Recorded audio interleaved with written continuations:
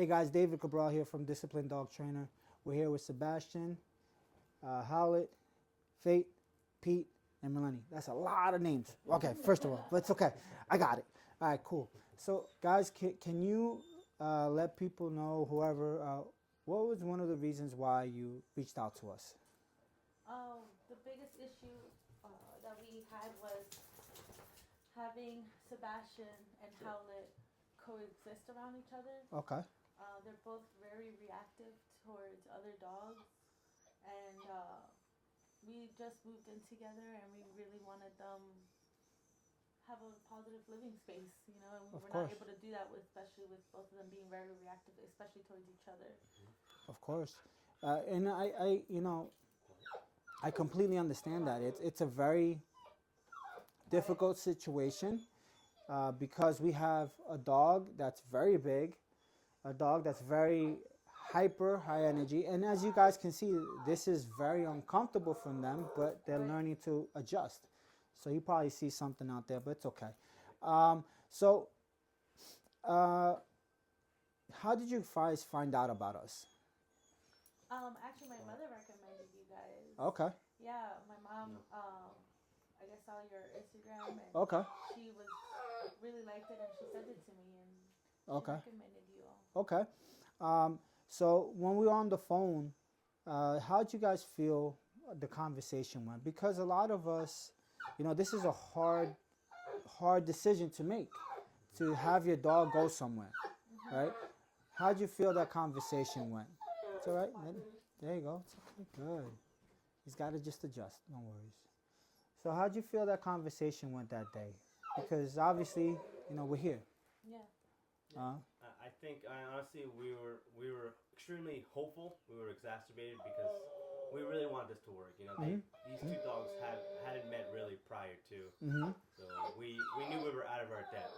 We knew I knew I lost control with him being more of a reactive dog, and him being a very powerful dog. Of course. I knew that we were out of the depth of our abilities. So we knew at that point we needed a professional to step in and help us. Okay. So when we come to pick them up, there's a lot going on. What are you guys feeling? What's going through your head? Well, first things first is I'm gonna miss my dog. Of course. Yeah. Of course.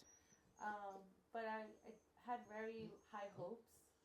Okay. I really appreciated the first thing that you came in was just to assess the situation. It wasn't something that you wanted to correct right at the moment. It was just looking at what you had to work with, and that made me feel really good. And then immediately you had a plan.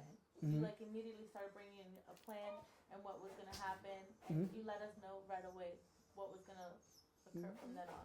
Okay. And that made me feel very secure. Okay. And I didn't come in here saying I'm the dog trainer, I'm the guy in the videos, let's get this going. No. Not at all.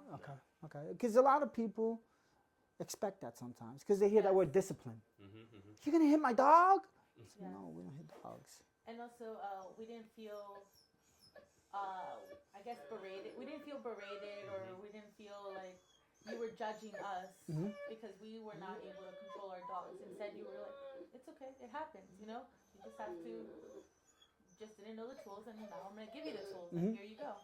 It wasn't like a guilt trip towards us. No, I don't think that ever works, not even with dogs. Well, we can't judge them off their past. We have to live in the moment like they are. Like right now, we're living in the moment. This is real. Like I always told you guys, I'm not bringing back machines, right? Your dogs have to learn to coexist, and this is hard. This is mentally stimulating for them more than anything else, right? Because they're on a platform where they can choose to go, but they're holding themselves, right? So during the process, do you guys, as we're going through this, how are you feeling? Like, do you feel like we're giving you enough information? Do you feel like we're kind of not communicating with you guys and said, leave me alone, let me work? Or how'd you feel that the communication process was when we took them, when we were working with them? I thought it was very good. We liked the fact that there was a group chat. Anytime we would text, you would answer any questions that we had. You let us know any new updates, any situations. No Yeah. situations though. There were no situations. Well, just in general, anytime there was training No, or of course, video, of course. that Yeah, was no, good. no, no, no. Of course, no, no. Of course. Look, guys. Everybody that's here, they see these dogs. I want you to see real. These are not little pups that we took. These are dogs that already have behaviors outside of the training that they did, which was amazing to their point. So we're here now. Today is difficult because this was not a factor that day, right? So now we have this factor and we have this distraction. How you guys feel that the drop off today was? I know there's a lot going on. There's a lot of movements. There's a lot of corrections. There's a lot of everything. But what are you guys feeling today? That all right, the day is here. It's now in your hands. Honestly, it was relief. Initially, it was stressful. The anxiety, the nervousness. The fear of what to expect when he came back, and right off the crate, like right out of the vehicle, you could tell they were changed. They were changed. They were very different dogs. Very obedient, very smart. Of course, they're smart, and that's why we gotta be smarter than them. Because, like I told you guys, we gotta challenge them. Can't be routines. It's gotta be change. Why should they be held to a routine when our lives aren't held to a routine? There's nothing we can control, right? So why are we trying to teach them to control certain things? So we're doing the drills.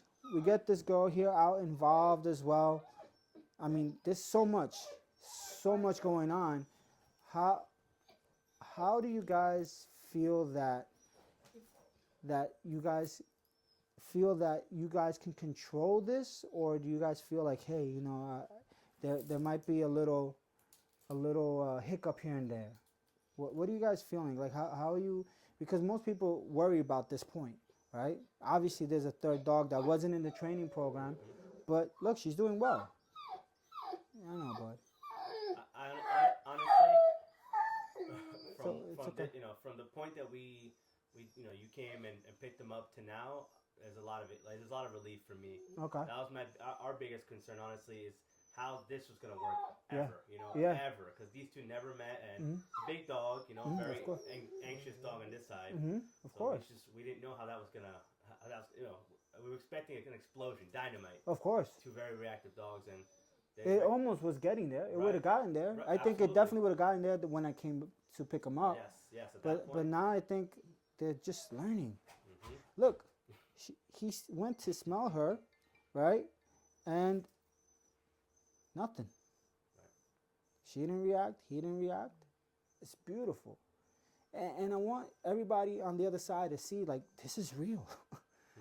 I'm not here to show you fake, right? We don't sell fake. I told you that from the get-go. Yep. This is what it is. You have to deal with what it is. And now that we're here, guys, I always tell people, look, if the dog starts messing up, whose fault is it? It's ours. Thank you. And I say that because I need us to take accountability for this. We don't have the luxury to let them fail. So if you guys need us from here on in, you know where to find us. You know how to reach us. We're here. We're here to help you. We're here to support you guys. Please ask questions. Engage with us. I don't want you to think this is the end. I want you guys to share your journey with us, your successes, your failures. Don't let it get to the point where it can't go back.